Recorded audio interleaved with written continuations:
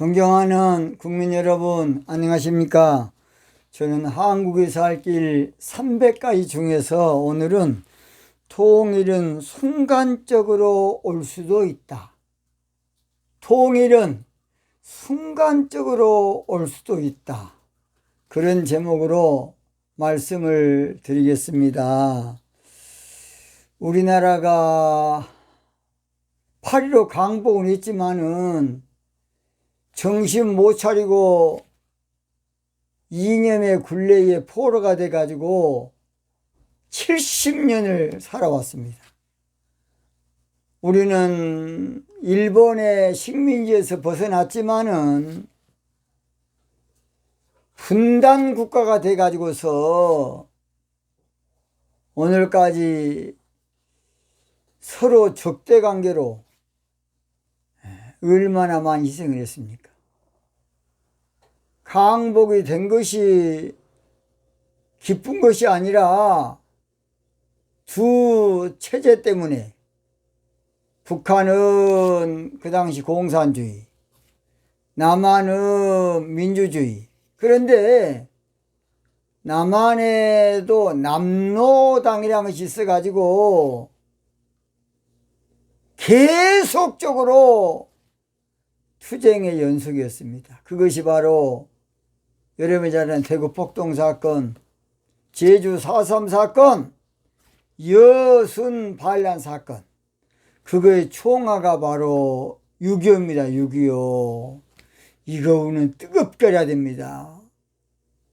우리가 일본에서만 벗어나면 될 줄 알고 독립운동되고 어마어마한 희생을 했는데 독립하고 나서 얼마나 많은 사람 죽었습니까?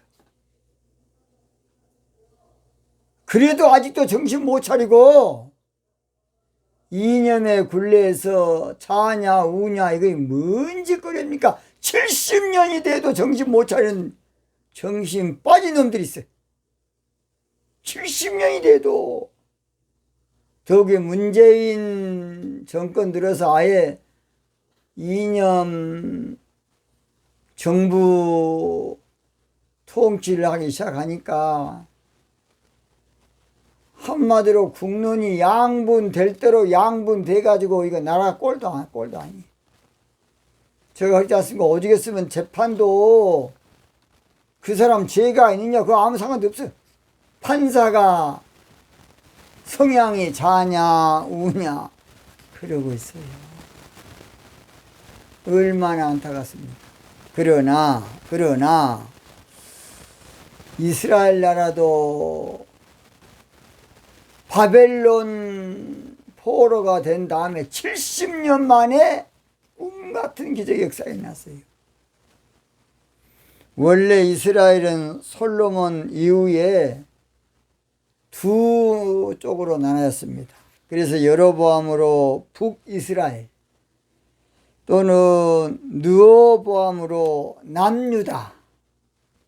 우리하고 거의 똑같아요.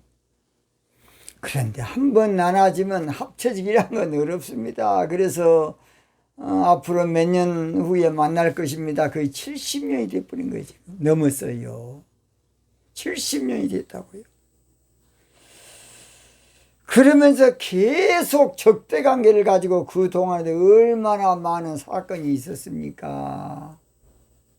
틈나는 대로 얼마나 많은 피해가 있었냐고요. 그래가지고서 이스라엘 나라는 북이스라엘은 아수르에 망하고 남유다는 바벨론에 망한 거예요. 근데 아수르도 바벨론에 망했기 때문에 모두 바벨론 포로가 돼가지고 70년 동안 살았던 것이에요. 그들은 언젠가 우리가 이 포로에서 벗어날 것인가? 우리나라는 뭔 포로냐? 이념의 포로, 이념의 포로. 이거 벗어나야만 통일이 돼도 우리가 살 수 있습니다. 차기는 정직 정치로 이념의 굴레를 벗어나지 않냐고 통일되면 더 위험합니다. 더 위험하다고요. 이제 좌파 우파 서로 총들어서 내전이 일어날 수 있어요. 그러니까 지금 이 상태에서 통일되면 큰일이에요. 완충 시대로 정직 정찰 민족 영웅이 나와서 좌우를 모두 평정시킨 다음에 통일이 돼야만 올바른 나라가 된다고 봅니다. 그런데 이스라엘 백성들은 바벨론 포로가 돼가지고 이제 남유다나 북이스라엘 이제 그 바벨론 다 똑같이 포로가 돼가지고 날마다 가슴을 치면서 우리가 정신 못 차리고 남유다 북이스라엘 그렇게 하다가 우리가 망했다 하면서 바벨론 강가에서 날마다 통곡에 눈물을 70년 동안 흘렸어요. 거의 성경에는 시편 137편 1절 2절에 보면 나옵니다. 제가 읽어볼게요. 우리가 바벨론의 여러 강변에서 거기 앉아서 시온을 기억하며 울었도다. 2절 그 중에 버드나무에 우리가 우리의 수금을 걸었나니 이렇게 됐어요. 어디겠으면 그 바벨론 포로 생활 방금 제가 읽었던 성경 구절을 한때 보니엠이라는 사람이 노래를 지어가지고 한때 유명했습니다. 그게 바로 여러분이 잘 아시는 리버스 오브 바벨론이에요. 리버스 오브 바벨론. 제가 불러볼게요. 조금 한번 불러볼게요. By the rivers of Babylon there is a dark 예의회 when you remember Zion by the rivers of Babylon 바벨론 강가에서 그들은 by the rivers of Babylon there is a down 거기서 우리가 앉아서 예의회 한마디로 울면서 나날을 보냈다는 것입니다. 70년 동안 통안에 눈물을 흘렸어요. 우리는 북이스라엘 남유다가 바벨론 포로에 있었지만 우리는 이념의 포로에 잡혀가지고 우리끼리 좌파냐 우파냐 그러고 있어 지금. 국회도 여러분 건전한 여야 아니에요. 좌우 투쟁장이 국회입니다. 여러분 모릅니까? 우리나라 정치판도 여야 아니라니까. 착각하고 있어요. 좌우 개념이야. 그러니까 지금 언론도 마찬가지고 교육도 마찬가지고 모두 이게 나눠져 있어. 그러면서 서로 끝장을 보자는 식으로 지금 치닫고 있어요. 이래가지고 통일되면 어찌 되겠습니까?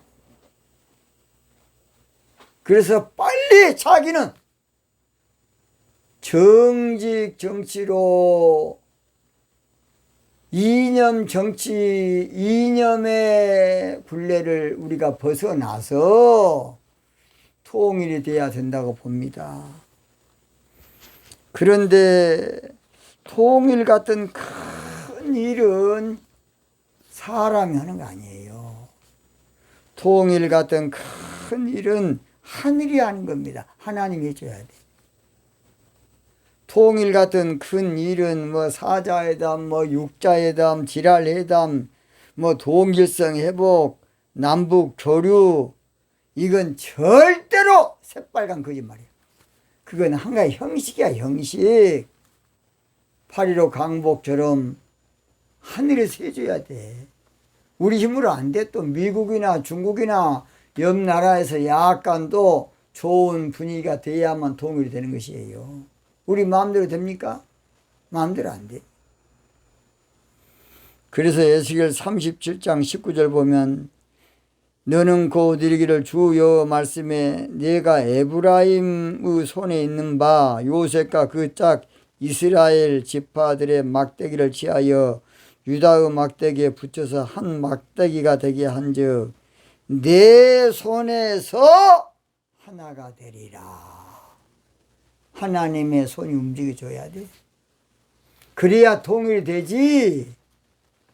아니 북한이 남한이 이제 한마디로 말해서 인민공화국으로 된다 그러면 몰라도 북한이 허락하겠습니까? 회담으로. 절대로 회담으로 통일한대.